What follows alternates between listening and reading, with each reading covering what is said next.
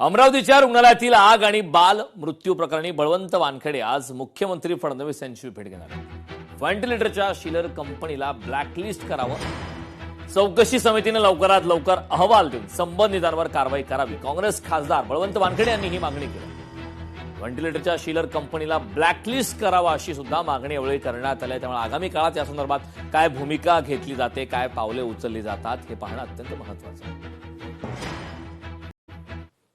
अमरावतीत घटना घडली, उद्या अजून कुठे घटना घडणार आहे, म्हणून ते जे जिथे ते कंपनीनं ते व्हेंटिलेटर पुरवले ते तात्काळ तिथून हटवण्यात यावे।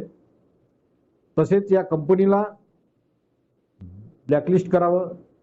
कंपनी आणि इतर सर्व जे काही प्रकार तो घडला त्या संदर्भात मी माननीय मुख्यमंत्री महोदय यांच्या प्रत्यक्ष भेटून कानावर टाकणार आहे, त्यांच्यासोबत बोलणार आहे, त्यांना निवेदन सुद्धा त्या पद्धतीने देणार आहोत।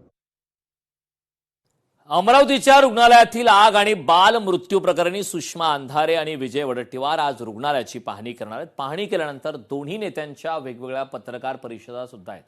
अमरावतीच्या जिल्हा स्त्री रुग्णालयामध्ये व्हेंटिलेटरचा स्फोट होऊन 3 बालकांचा मृत्यू झाल्याच्या प्रकरणी आता शिवसेना ठाकरे गटाच्या नेत्या सुषमा अंधारे, काँग्रेसचे नेते विजय वडेट्टीवार आज जिल्हा स्त्री रुग्णालयाची पाहणी करणार आहेत। काँग्रेस नेते विजय वडेट्टीवार आणि ठाकरे सेनेच्या उपनेत्या सुषमा अंधारे रुग्णालयात जाऊन पाहणी करणार आहेत। जिल्हा स्त्री रुग्णालयाची पाहणी केल्यानंतर दोन्ही नेत्यांच्या वेगवेगळ्या पत्रकार परिषदा असणार आहेत। 2 दिवसांपूर्वीच व्हेंटिलेटरचा स्फोट होऊन जिल्हा सामान्य रुग्णालयात आगीची घटना घडली होती आणि त्याबाबतची आता महत्त्वाची अपडेट समोर येते।